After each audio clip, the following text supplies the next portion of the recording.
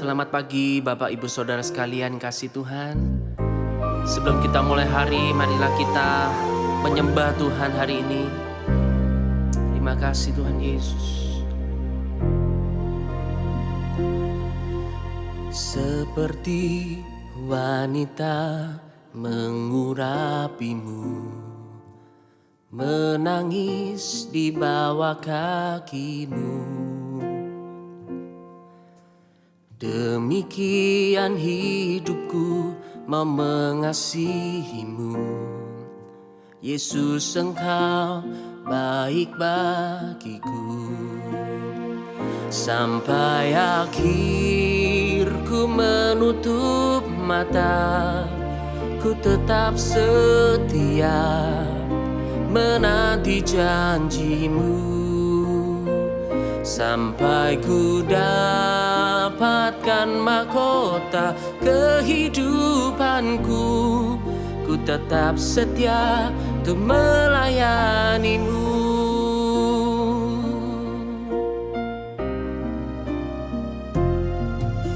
Seperti wanita mengurapimu, menangis di bawah kakimu.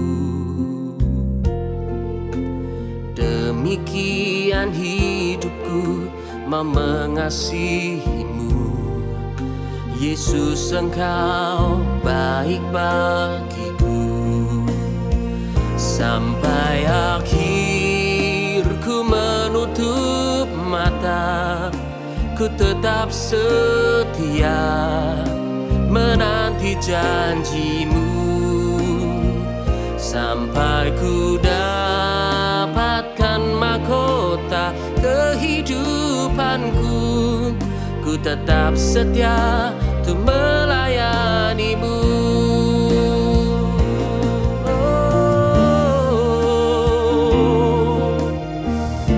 Ajarku setia,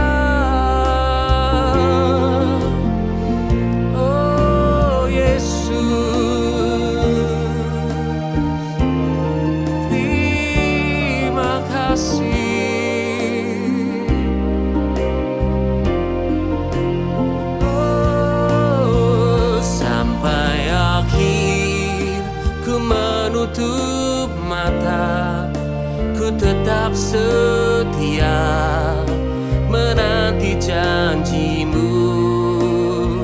Sampai ku dapatkan mahkota kehidupanku, ku tetap setia untuk melayanimu.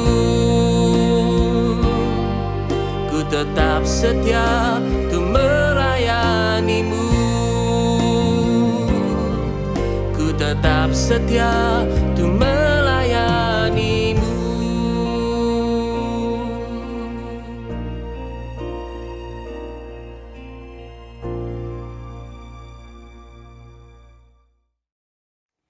Haleluya, puji Tuhan, salam sejahtera dalam kasih Tuhan Yesus Kristus. Kembali kita akan renungkan bagian di dalam firman Tuhan. Mari kita melihat bersama di dalam Filipi pasal 3 ayat 10 sampai dengan ayat yang ke-11. Yang ku kehendaki ialah mengenal Dia dan kuasa kebangkitannya dan persekutuan dalam penderitaannya, di mana aku menjadi serupa dengan Dia dalam kematiannya, supaya aku pada akhirnya beroleh kebangkitan dari antara orang mati.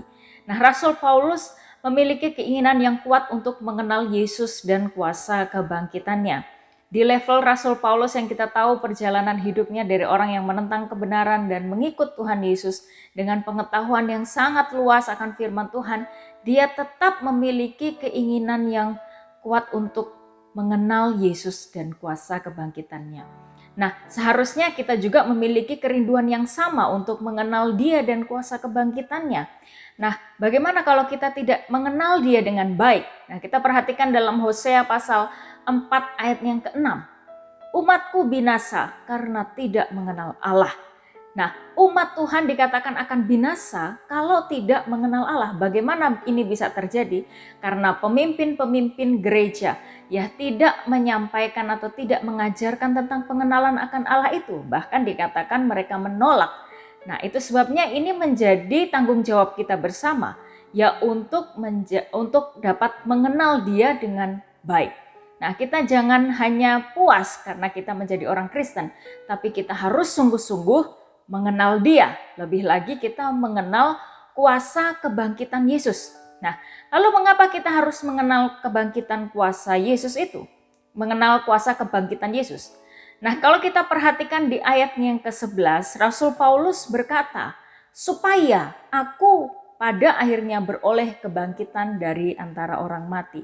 Jadi dengan kita mengenal kuasa kebangkitan Yesus, maka kita juga akan dibangkitkan dari antara orang mati pada akhir zaman.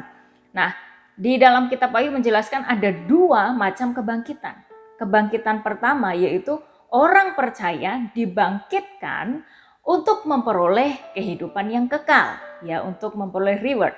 Tapi kebangkitan yang kedua adalah kebangkitan setelah kerajaan 1000 tahun damai, ya, di mana orang mati dibangkitkan untuk mendapatkan hukuman yang kekal. Nah, kalau kita disuruh memilih, pasti kita akan memilih kebangkitan yang pertama, di mana kita memperoleh hidup yang kekal. Nah, dari kedua hal ini, kebangkitan pertama atau kebangkitan kedua, ya, kita akan mendapatkannya, entah itu yang pertama atau yang kedua, itu ditentukan dengan pengenalan kita. Nah, ditentukan dengan bagaimana kita mengenal Yesus dan kuasa kebangkitannya. Nah, kuasa kebangkitan Yesus, ya, tidak hanya kita peroleh nanti, ya, saat Tuhan Yesus datang lagi yang kedua, tapi juga sekarang ini kita memiliki kuasa itu, ya, kuasa kebangkitan itu. Kalau kita perhatikan dalam Roma pasal 8 ayat yang ke-11 berkata, dan jika roh Dia, Roh Kudus maksudnya, yang telah membangkitkan Yesus dari antara orang mati diam di dalam kamu, maka Ia, Roh Kudus itu, yang telah membangkitkan Kristus Yesus dari antara orang mati akan menghidupkan juga tubuhmu yang fana itu oleh Roh-Nya yang diam di dalam kamu. Nah, tubuh yang fana yang kita miliki ini bukan hanya saja berarti bahwa tubuh kita ini satu kali akan mati, ya. Bukan hanya berarti itu, tetapi tubuh yang fana ini maksudnya adalah tubuh yang lemah, yang cenderung mengikuti keinginan daging, cenderung mengikuti menuruti keinginan daging. Nah, kalau kita perhatikan Matius pasal 26 ayat 41, berjaga-jagalah dan berdoalah supaya kamu jangan jatuh dalam pencobaan.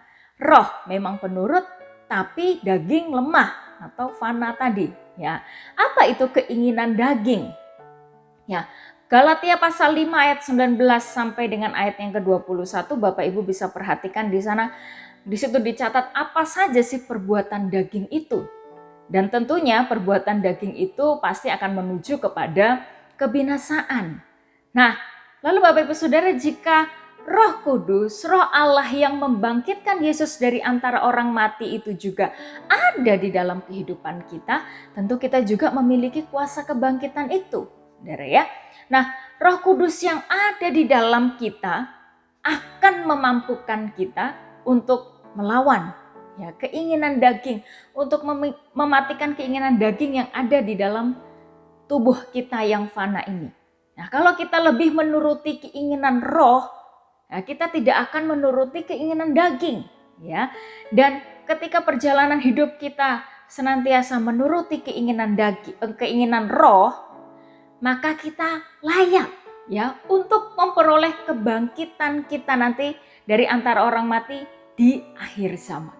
Ya, jadi memang kita sangat memerlukan kuasa Roh Kudus, ya, kuasa kebangkitan itu, dan juga firman Allah, ya, memenuhi hidup kita, ya, supaya kita semakin mengenal Yesus, semakin juga kita mengenal kuasa kebangkitan Yesus dan juga memiliki kuasa kebangkitan itu. Haleluya. Dan biarlah kita semakin giat hari-hari ini karena waktunya semakin singkat.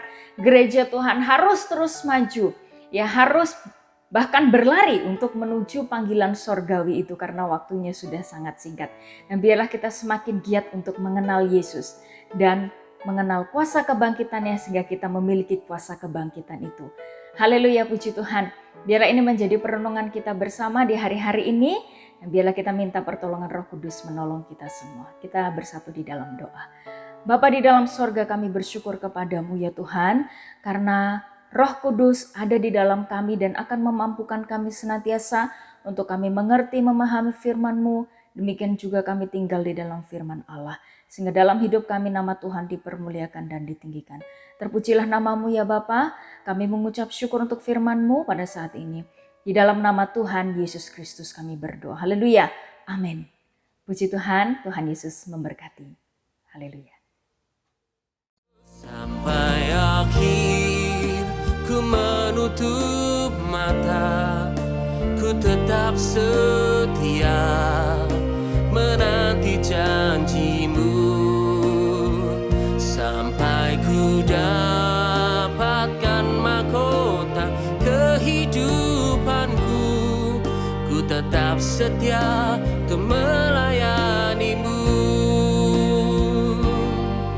Ku tetap setia untuk melayani-Mu. Ku tetap setia untuk